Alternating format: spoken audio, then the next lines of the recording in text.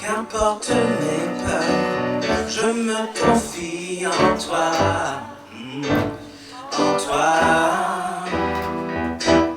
Divin créateur, rien n'est trop grand pour toi, pour toi. Qu'importe mes peurs, je me confie en toi, en toi. Divin créateur, rien n'est trop grand pour toi, pour toi.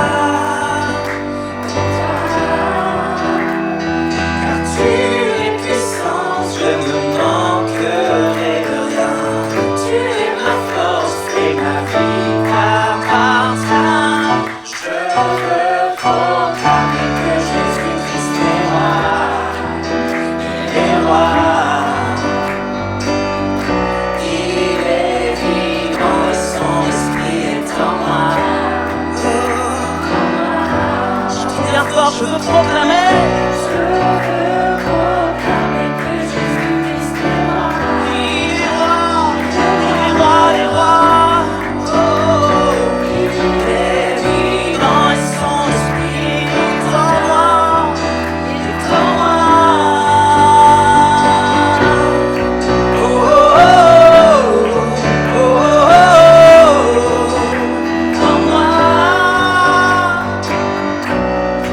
Oh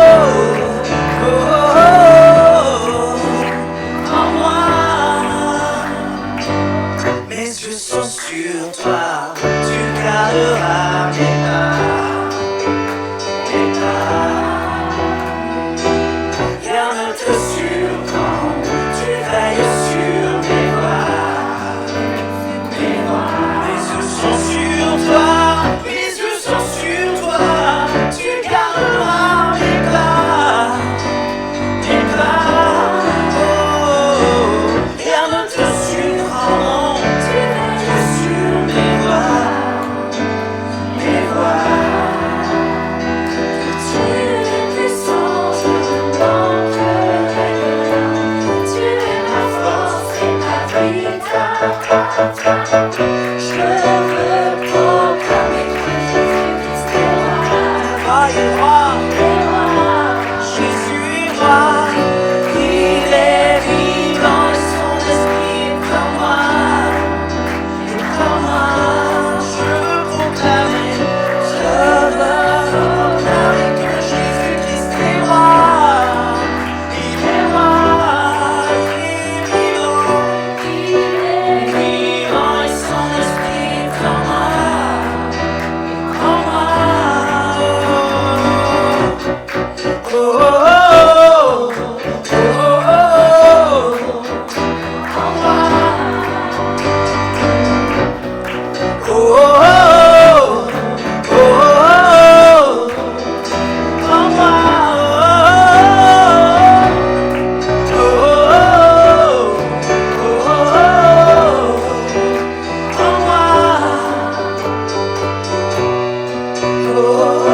oh, en moi. Car il est vivant et son esprit est en moi, en moi.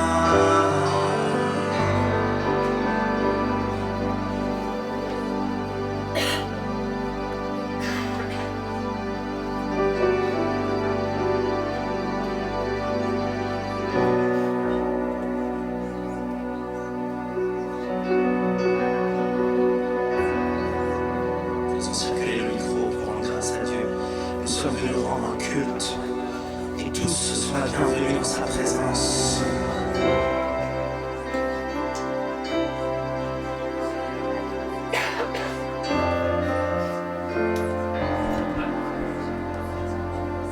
Oui, Seigneur Jésus, tu es mon roi des rois, tu es mon Seigneur des seigneurs, je suis ton enfant. Père, tu m'as créé avant la fondation du monde pour célébrer ta gloire. Et je te bénis d'être un Dieu très fort, très puissant, inépuisable dans tous les domaines. Tu es un Dieu extraordinaire et je te bénis, je te bénis, je te bénis, je te bénis sans cesse. Alléluia.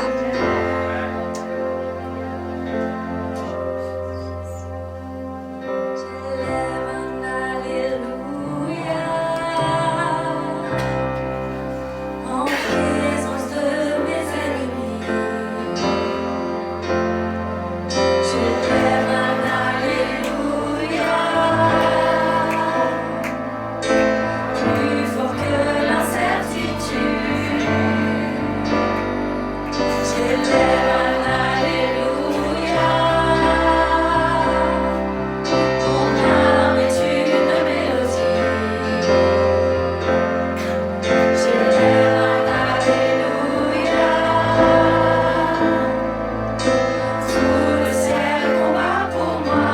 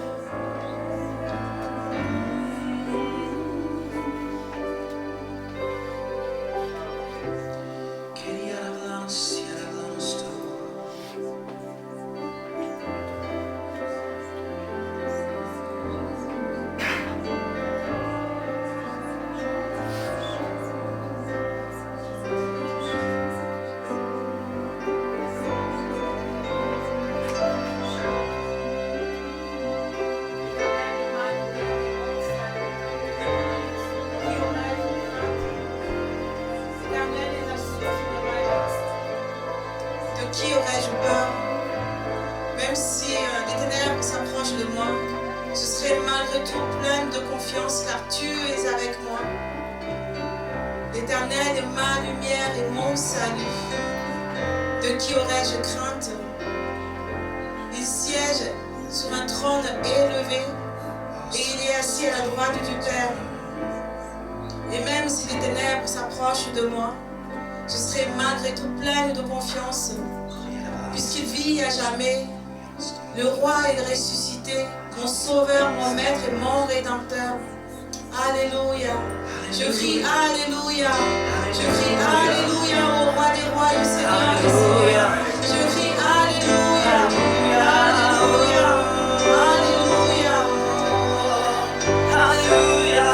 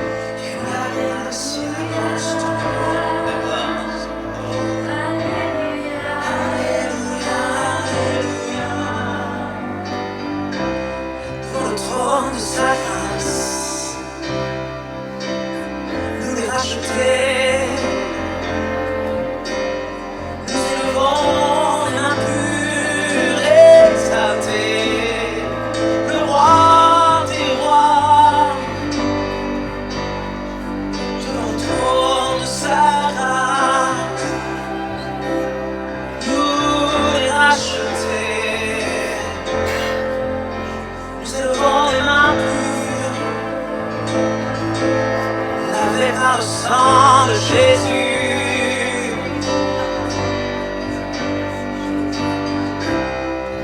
tu es digne, tu es digne, digne le Seigneur, oui tu es digne, tu es saint.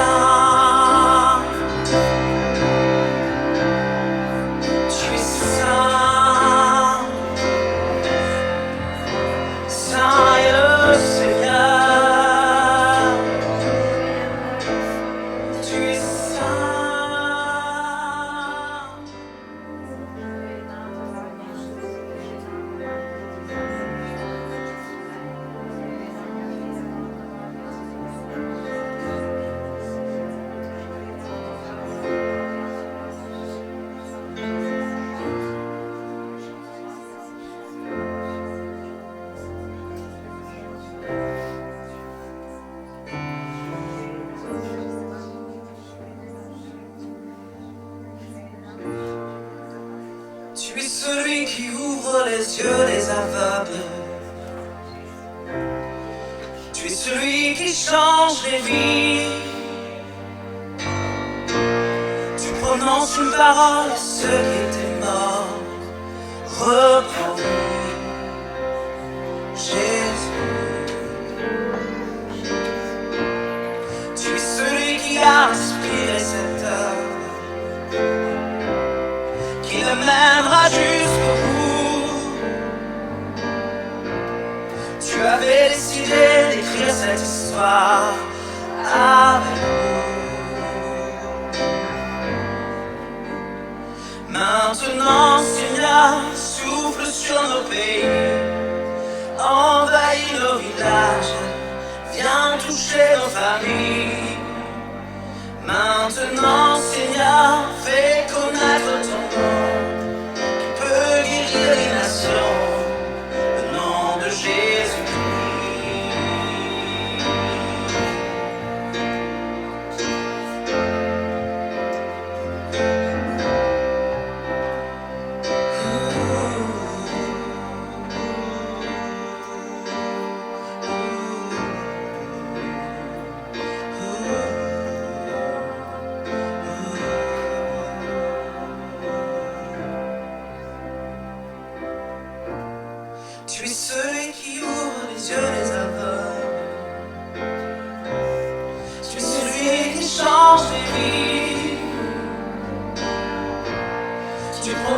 parole ressuscite des morts, reprends vie, Jésus.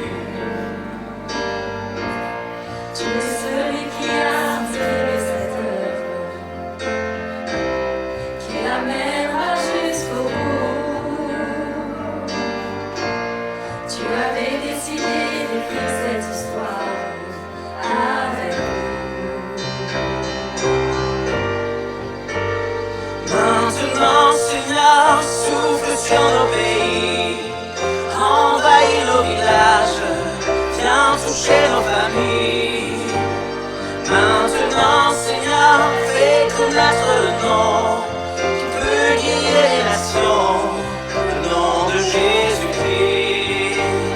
Maintenant, Seigneur, souffle sur nos pays, envahis nos villages, viens toucher nos familles. Maintenant, Seigneur, fais connaître le nom qui peut guérir les nations, le nom de Jésus-Christ.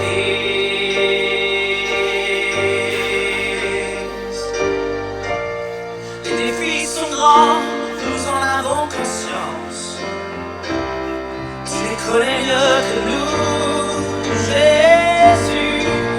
Mais nous voulons croire que rien n'est impossible. Alors Saint-Esprit, nous demandons que maintenant, Seigneur, souffle sur nos pays, envahis nos villages, viens toucher les familles. Maintenant, Seigneur, fais connaître le nom qui peut guérir les nations, le nom de Jésus-Christ. Maintenant, Seigneur, souffle sur nos pays, envahis nos villages, viens toucher nos familles. Maintenant, Seigneur, fais connaître le nom qui peut guérir les nations, le nom de Jésus-Christ.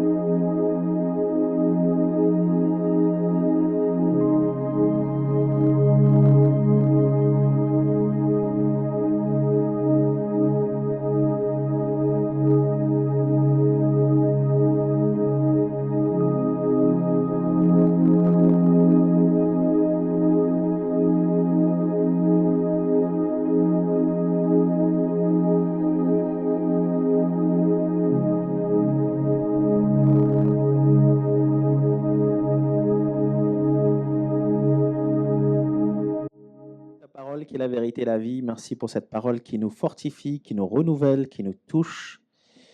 Nous voulons, Seigneur, nous mettre à ton école, être enseignés par toi. Enseigne-nous, instruis-nous, conduis-nous, corrige-nous et montre-nous la bonne voie, Seigneur. En ton nom, nous avons prié. Amen. Amen. Est-ce que vous allez bien? Est-ce que vous êtes dans la joie? C'est sûr? Oui. Nous avons reçu en fait la joie, n'est-ce pas? C'est vraiment ce que nous avons reçu et c'est juste extraordinaire comment le Seigneur nous parle. Je ne sais pas si vous prenez note, mais à chaque fois, en fait, il y a une direction du Saint-Esprit qui nous conduit à la croissance spirituelle. Et donc, du coup, tout ce que vous avez reçu dans les églises de maison, tout ce que vous avez reçu dans les cultes, tout ce que vous avez reçu dans la conférence Semences Divines, gardez précieusement, en fait, tout ça. Et vous allez voir, en fait, qu'il y a un cheminement dans lequel le Seigneur nous projette, nous met. Amen. Nous avons vu Matthieu chapitre 11, verset 28, et on peut le revoir à nouveau la semaine dernière. Je vais juste le reprendre en guise d'introduction parce que c'est intéressant de continuer en fait à être enseigné par rapport à ce que le Seigneur veut nous montrer. Et donc, venez à moi, vous tous qui êtes fatigués. Nous avons vu que fatigué, c'est être épuisé, c'est le mot épuisé, ne plus avoir dans le puits, ne rien avoir d'autre, être vide, ne plus avoir à donner. Vous tous qui êtes fatigués, c'est-à-dire épuisés, et chargés, c'est là le mot accablé en grec, le mot qui fait référence à l'accablement. Et là, ça nous parle de l'état émotionnel également. Et surtout accablé par les valises du passé, par le passé, par les bagages. Donc Jésus dit, venez à moi, vous tous qui êtes épuisés et émotionnellement accablés par le passé, par votre passé. Et je vous donnerai du repos. Le repos ici, c'est l'achèvement d'un processus, faire une pause pour se soigner après un dur labeur. Amen. Je reprends ce que nous avions vu la semaine dernière. Prenez mon joug sur vous. Le joug ici, c'est une planche de bois que les bœufs partagent à deux pour le travail de la terre, pour travailler ensemble, comme un seul homme, collaborer pour être équilibrés. Le Seigneur nous invite à collaborer avec lui pour notre bien. Amen. Dans d'autres versions, vous avez « Apprenez de moi, mettez-vous à mon école, recevez mes instructions. » Amen. Et la semaine dernière, je n'ai pas parlé du joug de l'école. J'en ai parlé de l'école, mais je n'ai pas fait référence à l'école rabbinique. Parce que être sous le joug, c'est être dans une école rabbinique. Il y a un maître, un rabbin, et il y a des disciples qui viennent. Et on va dire, moi, je me suis mis sous le joug de Gamaliel, c'est-à-dire être au pied de Gamaliel, apprendre de Gamaliel, c'est ce que Paul faisait. Il apprenait au pied de Gamaliel. Il avait ce joug. Hein. Et ça, c'est les Hébreux, en tout cas les Juifs, ils comprennent bien cette notion dans les écoles rabbiniques qui existent encore aujourd'hui, où les élèves, les disciples apprennent le Tanakh et les autres livres. Recevez mes instructions, ça veut dire entendez et soyez enseignés. Et on disait que pour être enseigné, il faut être... Vous êtes là? Car je suis doux, sucré. Ici, la douceur biblique n'est pas une faiblesse. Ah, il est trop doux, trop bon, trop... Non, ça ne fait pas ça. Ce n'est pas une faiblesse. On avait dit que ça fait référence à l'exercice de la force de Dieu sous son contrôle. Amen. C'est-à-dire faire preuve de puissance sans dureté excessive. Il y a là un genre de mélange de douceur et de force. C'est ce que je disais, une force tranquille, une force agissante dans la paix. Amen. Et humble de cœur. Il a dit ici, je suis doux et humble de cœur. Et ce humble de cœur, ce mot veut dire l'humilité intérieure décrivant la personne qui dépend du Seigneur plutôt que de soi. Un disciple reconnaît qu'il ne sait pas tout et qu'il a besoin du Maître. Amen. Et là, on n'est pas indépendant, on ne fait pas notre sauce, mais on écoute à chaque étape, même si on pense savoir. Et c'est là l'humilité. Attends, bac plus 5, bac plus 7, je suis déjà professeur. Mais le Seigneur te dit, devant moi, non, tu es mon disciple, tu écoutes. Ah, mais moi je connais le grec, l'hébreu, je sais c'est quoi. Le Seigneur te dit, c'est pas ça qui compte. Amen. Et donc l'humilité, qui précède la gloire. Du coup, en étant dans cette humilité, ben on est ensuite élevé. A contrario, celui qui est, comment? Orgueilleux, il sera rabaissé, abaissé. Et Jésus va dire, vous trouverez du repos pour vos âmes. Ici, le repos, c'est la paix profonde, une paix intérieure, une tranquillité bénie de Dieu. Pour votre âme, l'âme, c'est le souffle de vie. En tant que vivant, c'est ça que ça veut dire, en tant que vivant, vous serez dans une paix intérieure. Amen. Et là encore, ça parle de guérison. Nous avions parlé de guérison dans le lieu secret, il y a quelques dimanches de cela. Quand nous venons dans le lieu secret, nous avons vu en fait que ce lieu secret, c'était à l'abri des regards, à l'abri en fait de ce qu'on peut entendre également. On se ferme en fait au monde, on se ferme au bruit extérieur pour venir en fait à la rencontre du Père. Et Père veut dire patrie, pater, qui veut dire la source.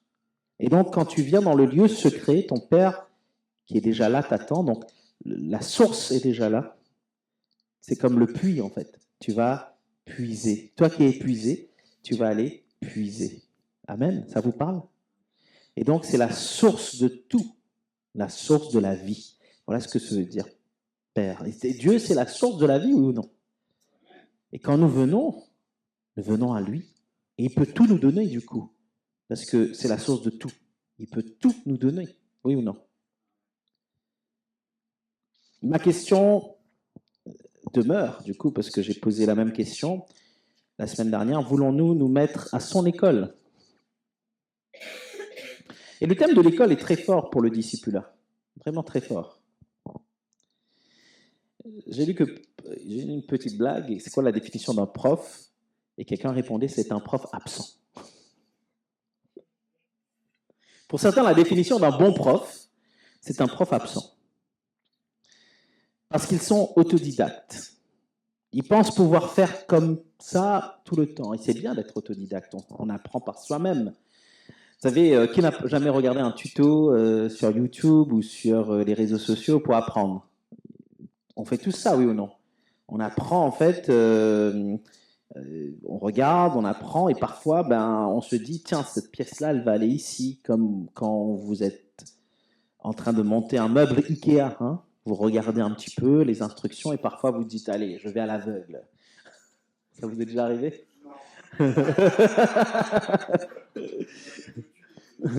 C'est mieux. Mais il y en a qui arrivent à ne pas regarder et tout. Après, ils se retrouvent avec 2 vis. Je ne sais pas trop où ça vient, où ça va. Et en fin de compte, être autodidacte, c'est bien, mais malheureusement, on pense pouvoir faire comme ça tout le temps. Et ces personnes-là, elles sont bonnes dans tout ce qu'elles font. C'est bien. Tu y arrives.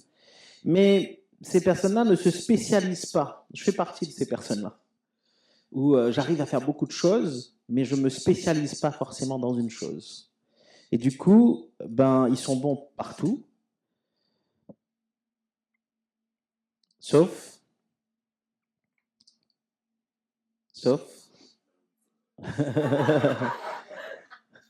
Il y a un mot en anglais, je ne sais pas si ça va venir, c'est Jack in all trades, but master in none. Ça veut dire fort en fait, bien dans tout, mais qui ne maîtrise rien, en somme. Et donc, il nous faut aller vers une spécialisation, il nous faut aller en profondeur. Et avec le Seigneur, c'est ça, avec la foi, c'est ça. On a tellement entendu sur YouTube, dans d'autres églises, oui ou non, d'une manière ou d'une autre. On a tellement entendu ici et là, oui ou non. Mais est-ce que c'est suffisant? Est-ce qu'on peut se dire, bon voilà, je vis ma foi comme ça? Il nous faut prendre la parole de Dieu. Il nous faut aller au pied du maître et laisser le maître nous spécialiser. Vous êtes là? Est-ce que tu es enseignable ce matin? J'ai commencé à prêcher quand j'étais très jeune. Très jeune, j'ai commencé. J'avais étudié la théologie à l'école. J'avais étudié la Bible. Et dans mon bac, j'ai la Bible. J'ai fait un bac Bible, en fait, dans le cursus que j'ai. Et je n'avais pas encore fait d'études universitaires en théologie et je prêchais, en fait, déjà. Mais quand j'ai commencé les études au niveau universitaire, je m'en rappelle, j'avais fait un semestre en Afrique du Sud et notamment à l'université de Johannesburg et j'ai pris, en fait, le semestre de théologie. J'ai appris, en fait, ce qu'on appelle la contextualisation, l'histoire des peuples bibliques, de la Mésopotamie à Israël. Ben, j'étais bluffé. J'étais vraiment émerveillé. Et j'arrivais en fait à mettre du sens dans les Écritures que je connaissais déjà et que pourtant je prêchais. Et ensuite, avec l'école biblique, dans les assemblées de Dieu, puisqu'à l'île de la Réunion, j'ai fait une école biblique également, c'est une école, ce qu'on appelle une école pastorale. À mon époque, c'était une école pastorale, c'est devenu une école biblique. Et donc là aussi, je progressais dans la compréhension des livres bibliques d'une manière plus épanouie. Et quand j'ai commencé les 6 années d'études bibliques, vous me direz, ça se termine jamais, mais quand j'étais pasteur stagiaire, je suis reparti à la fac, et notamment à Nogent, non pas Nogent, mais Vaux-sur-Seine, Nogent étant, on va dire, l'université sœur, entre guillemets. Et donc, pendant mon stage pastoral, j'ai fait à nouveau 6 années de théologie, et donc j'ai acquis la connaissance non négligeable qui renforce aujourd'hui ce que je prêche.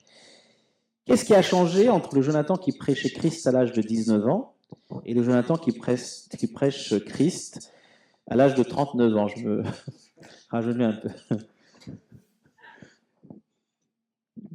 Bien sûr, l'expérience joue. Je ne dis pas que non, puisque du coup, on acquiert de l'expérience au fur et à mesure des années.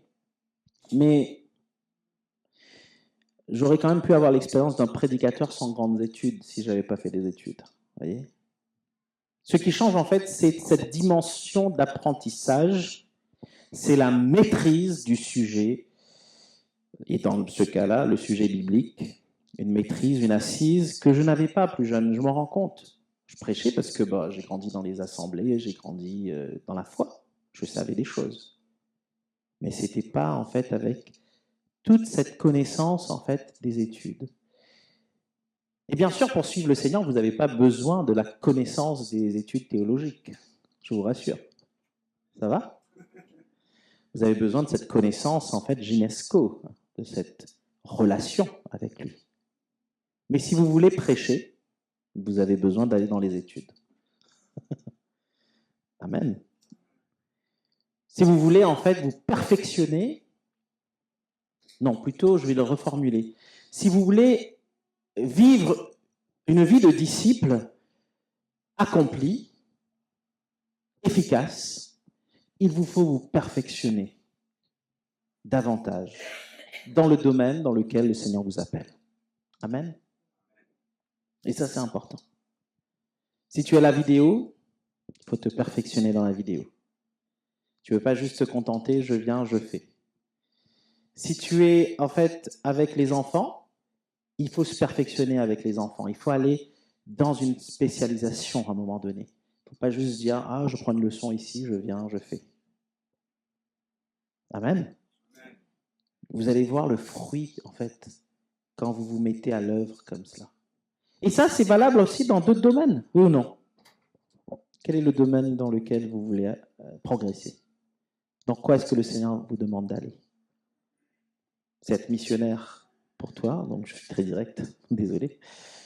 Et à un moment donné, le Seigneur t'a mis avec des personnes, même sans que tu saches que tu vas être missionnaire, il y avait un parcours, il y avait en fait un couloir, et là tu as été enseigné, tu as reçu en fait, et pendant 1 an tu as été suivi aussi par quelques personnes ou une personne ou deux, même en Amérique et tout, et après même dans la base là-bas au Brésil, il y avait, tu me parlais des enseignements bibliques qu'il y avait, oui ou non? Et je pense que ça va pas se terminer, ça va continuer parce que le Seigneur veut te spécialiser. Si tu regardes bien ton parcours, tu vois en fait que tout mène à ça. C'est comme ça que Dieu fait, amen. Mais si elle avait dit, ben non, moi je veux pas ça, je veux rester en France. Bah tu aurais été en France, pas de souci, tu aurais été enfant de Dieu quand même, mais tu n'aurais pas été dans la filière dans laquelle le Seigneur t'appelle. Ça a du sens? Et je pense en fait que nous devons nous mettre à l'école de Jésus-Christ. Chacun d'entre nous, à notre niveau, à nous. Selon notre appel, à nous. Amen. Molière disait, il n'y a point de pire sourd que ceux qui ne veulent pas entendre. Il n'y a point de pire sourd que ceux qui ne veulent pas entendre. Lisons dans Luc chapitre 13. Je vais prendre une Bible. Il y avait des Bibles ici. Ah, merci. Ok, je peux prendre l'autre Bible également, s'il te plaît? Hop. Merci. C'est bien quand vous étudiez la Bible de prendre 2 versions. Ici, nous avons Bible du Semeur et nous avons aussi la Louis II. Et donc, Luc chapitre 13, peu importe la version que vous prenez, tu peux mettre la Louis II si tu veux, Willy, pour l'affichage. Très intéressant ce passage. Et le Seigneur va encore nous parler au travers de sa parole ce matin.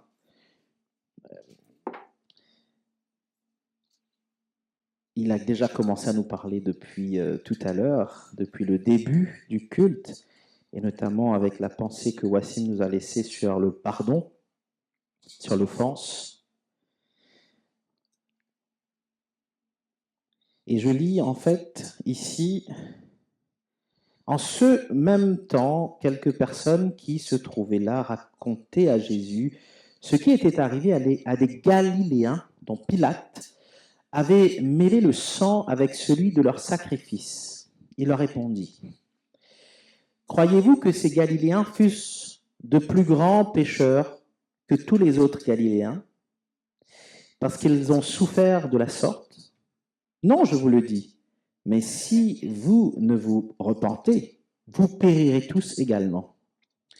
Ou bien ces 18 personnes sur qui est tombée la tour de Siloé et qu'elle a tué, croyez-vous qu'elles fussent plus coupables que tous les autres habitants de Jérusalem? Non, je vous le dis, mais si vous ne vous repentez, vous périrez tous également. Amen. Il y a des choses qui se passent, des accidents qui peuvent arriver, des crimes également. Et ici, vous savez que l'Empire romain s'était étendu, était venu jusqu'à dans Israël, dans Jérusalem, et il y avait en fait le consul Ponce Pilate qui devait faire régner l'ordre. Et souvent, il y avait des personnes qui se levaient pour un petit peu en fait comme vous savez, quand il y avait la Seconde Guerre mondiale, on a eu la résistance, n'est-ce pas? Donc un petit peu comme des résistants pour essayer de combattre l'envahisseur, de combattre les Romains. Et donc souvent, et dans d'autres cultures, dans d'autres villes romaines, Rome en fait faisait preuve de force pour pouvoir en fait, comment dirais-je, maîtriser, oui, garder le contrôle. Et ici, Pilate avait fait tuer des Galiléens. pendant qu'ils offraient leur sacrifice. Rome veut garder le contrôle. Et donc, du coup, il y a eu des meurtres. Au verset 2, Jésus pose la question, pensez-vous que ces Galiléens ont subi un sort si cruel parce qu'ils étaient de plus grands pécheurs que tous leurs compatriotes? Est-ce que vous pensez qu'ils étaient plus coupables que les autres, c'est pour ça qu'ils sont morts? Et Jésus va dire non, mais vous, si vous ne changez pas, vous périrez pareil.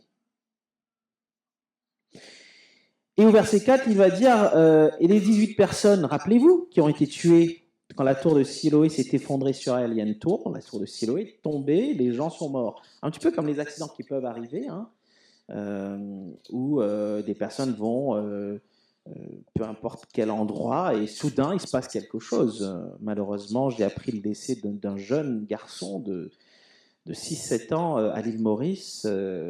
Il y avait la messe dans une église catholique il y a 3 mois de cela, et les parents étaient à l'intérieur, et l'enfant est sorti pour aller jouer dans la cour, et il y avait un échafaudage qui était là, qui est tombé sur lui. Malheureusement, il est décédé. Des accidents peuvent arriver, peu importe quel âge vous avez, n'est-ce pas? Et donc Jésus va dire quoi? Croyez-vous qu'elles aient été plus coupables que tous les autres habitants de Jérusalem? Pensez-vous que, là je contextualise, ce garçon était plus coupable que les autres, les parents? Cet échafaudage est tombé sur lui. C'est un petit peu ça en fait. Mais Jésus va dire non, je vous le dis, mais vous aussi, si vous ne changez pas, vous périrez tous. Amen.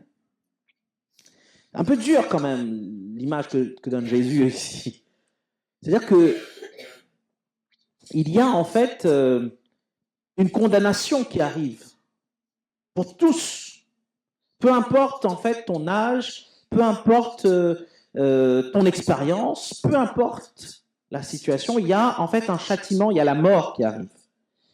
Mais si tu te repens, et nous connaissons bien sûr le livre, n'est-ce pas? Nous connaissons vers quoi Jésus voulait pointer. Si tu acceptes Jésus comme Sauveur et Seigneur, tu auras la vie. Amen. Mais Jésus parle ici de repentance.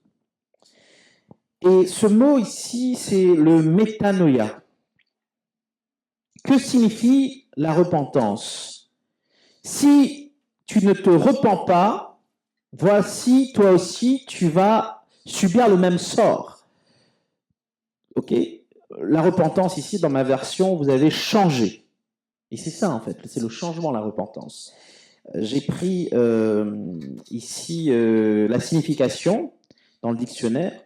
Métanoïa signifie se donner une norme de conduite différente. Changer de norme, en fait. Changer de manière de faire. Le terme grec, métanoïa, est composé de la préposition ce qui dépasse, englobe, met au-dessus, et du verbe percevoir, penser, et signifie changement de vue, changement de regard, qui voit la pensée et l'action se transformer de façon importante, voire décisive. Il y a en fait en philosophie d'autres manières de voir les choses.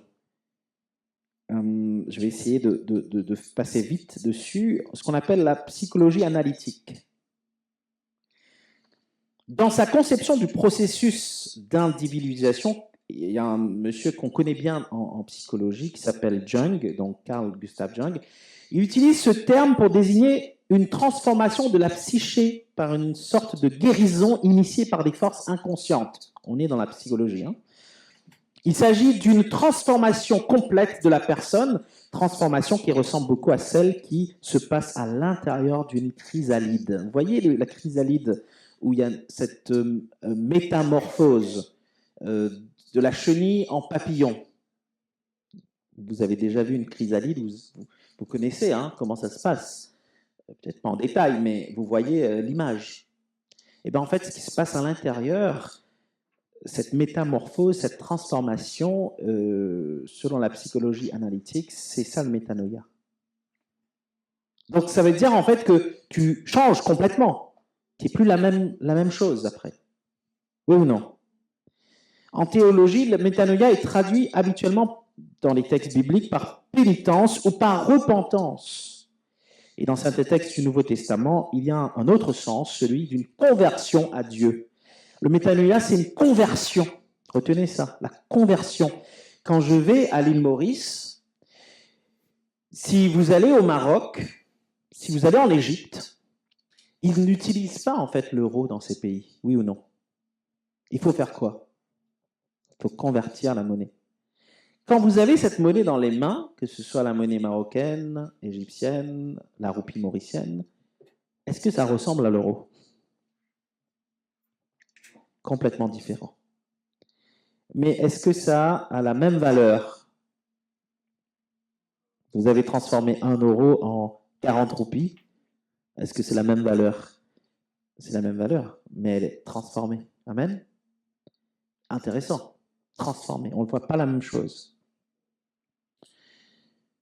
Ici, métanoïa signifie au-delà de nous, au-delà de l'intellect, de notre raison rationnelle, et se rapporte à un mouvement de conversion ou de retournement dans lequel l'homme s'ouvre à plus grand que lui-même, en lui-même. Amen. Et pas étonnant en fait que l'apôtre Paul demande, justement, quand nous lisons Romains, me semble-t-il, chapitre 12,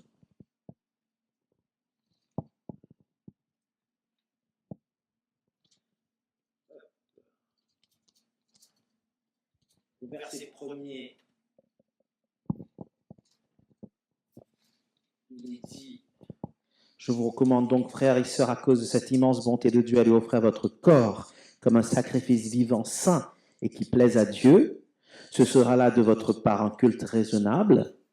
Et au verset 2, ne prenez pas comme modèle le monde actuel, mais soyez transformés par le renouvellement de votre intelligence, pour pouvoir discerner la volonté de Dieu, ce qui est bon, ce qui lui plaît et ce qui est parfait. Il y a là une recommandation de l'apôtre Paul, à cause de la bonté de Dieu, à cause du sacrifice de Jésus-Christ, à ce que nous puissions maîtriser notre corps, qui est le temple du Saint-Esprit. Amen. Et donc, pour cela, pour donner un culte, pour rendre un culte raisonnable à Dieu, il faut en fait que ça soit d'abord à l'intérieur, au plus profond. Il faut qu'il y ait une transformation de la pensée. Et dans l'hébreu, la pensée, en fait, c'est le cœur. C'est une transformation du cœur. La pensée et le cœur est connecté. C'est interconnecté. Quand on parle de pensée, on peut traduire par cœur. Quand on parle de cœur, on peut traduire par pensée. Amen. Et donc, du coup, il y a une transformation du cœur, de la pensée. C'est finalement changer de mentalité, changer de manière, changer de méthode. Et donc, Jésus va continuer dans le chapitre 13 de Luc à leur donner un exemple. Là-dessus, il leur raconta cette parabole. Un homme avait un figuier dans sa vigne. Vous voulez que je lise quelle version? Louis II, BDS, Louis II. Alors, voyons au verset 6, chapitre 3, verset 6. Il dit aussi cette parabole. Un homme avait un figuier planté. Est-ce que tu peux dire planté? Planté dans sa vigne. Il vint pour y chercher du fruit. Il n'en trouva point. Alors il dit au vigneron, voilà 3 ans que je viens chercher du fruit à ce figuier, et je n'en trouve point. Coupe-le. Pourquoi occupe-t-il la terre inutilement? Le vigneron lui répondit, Seigneur, laisse-le encore cette année. Je creuserai tout autour et j'y mettrai du fumier. Peut-être, à l'avenir, donnera-t-il du fruit? Sinon, tu le couperas. Amen. Je vous ai parlé de ce mot planter, vous l'avez répété. Planter ici est dérivé d'un mot qui veut dire s'implanter dans la terre. Puo. C'est-à-dire implanter. Dans le sens figuré, c'est inculquer la doctrine.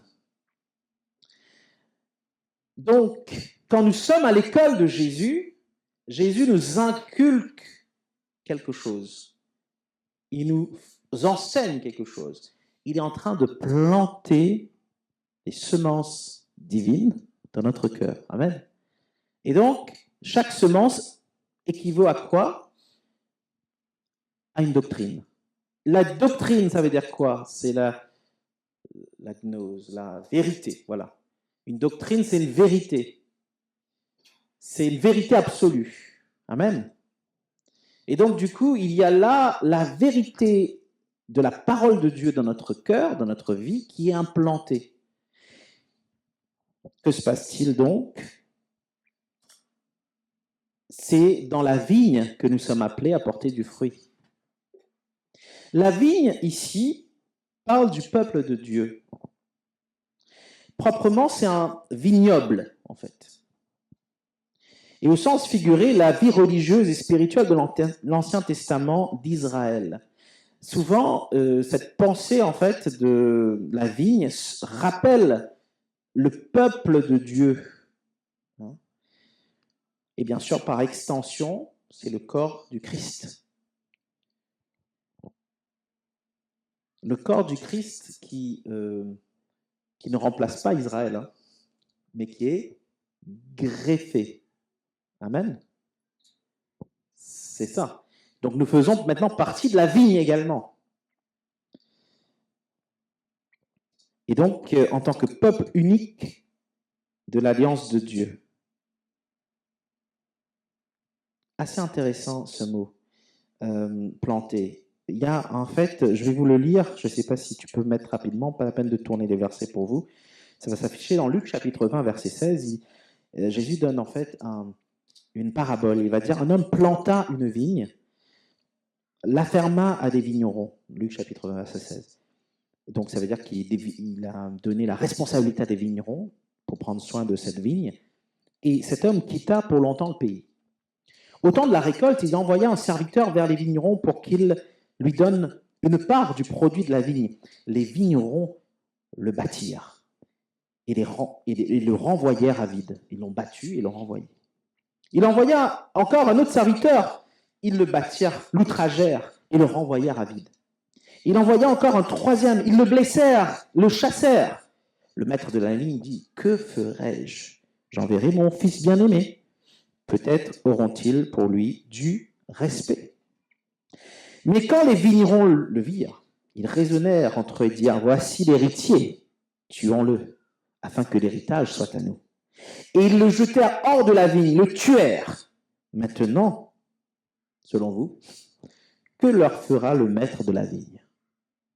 Il viendra, fera périr ses vignerons, il donnera la vigne à d'autres. Lorsqu'ils eurent entendu cela, ils dirent « À Dieu ne plaise. » Mais jetant les regards sur Jésus, Jésus dit « Que signifie donc ce qui est écrit? La pierre qu'ont rejetée ceux qui bâtissaient est devenue la principale de l'angle. Quiconque tombera sur cette pierre s'y brisera, et celui sur qui elle tombera sera écrasé. » Il parle de lui, en fait. Hein. Et la pierre de l'angle, c'est la pierre fondatrice, n'est-ce pas? La pierre la plus importante.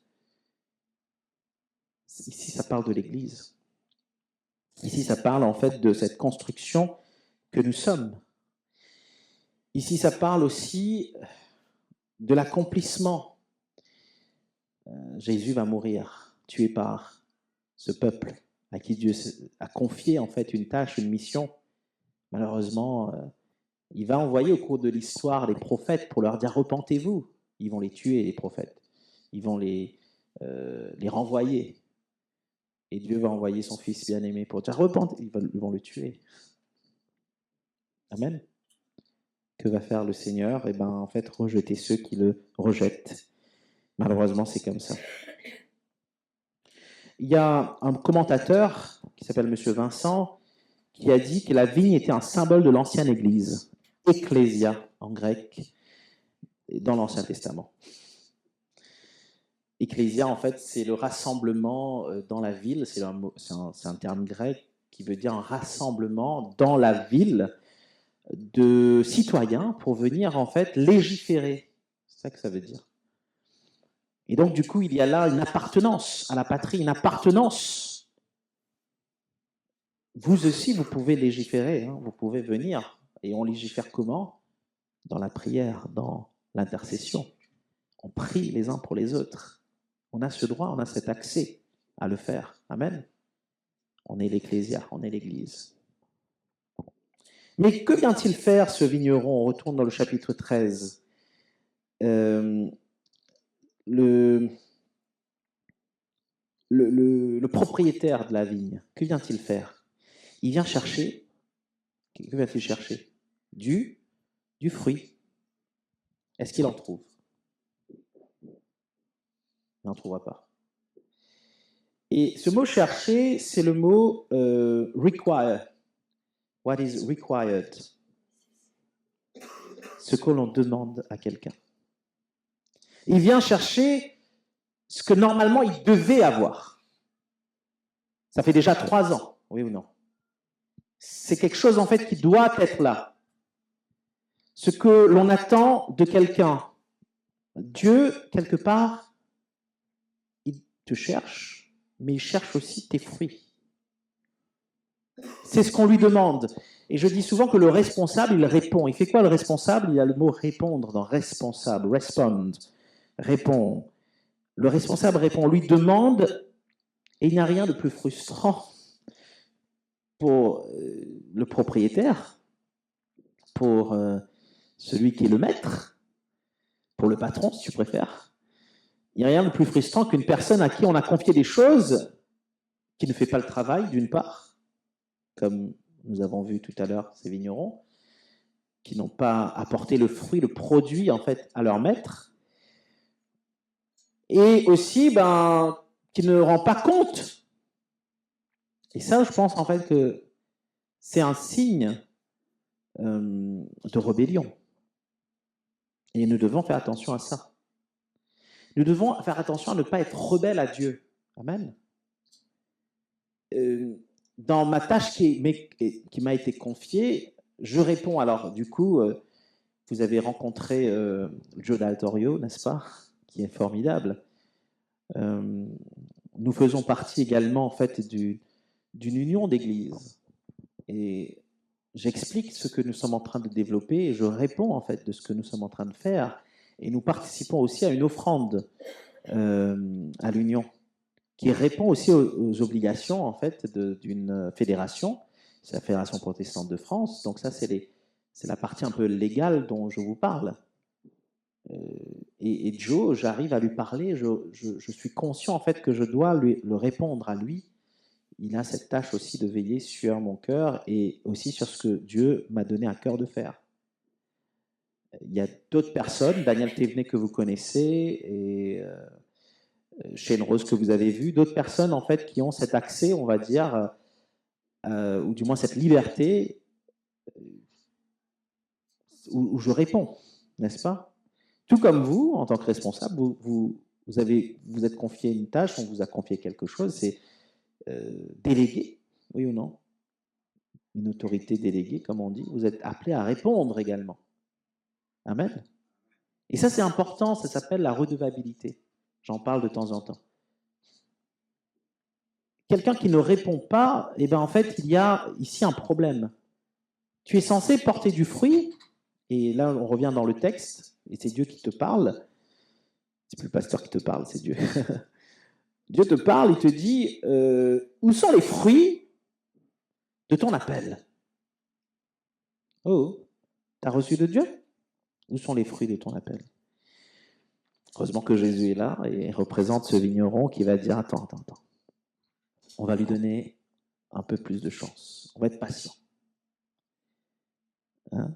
Vous êtes là? Il va dire, Seigneur, laisse-le encore cette année. Je creuserai tout autour.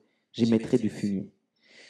Moi, ça me parle. Il y a un travail ici en profondeur. Il y a un travail supplémentaire, certes, mais en profondeur. Il va encore, en fait, mettre du fumier, encore, en fait, essayer en fait de faire en sorte que ça prenne.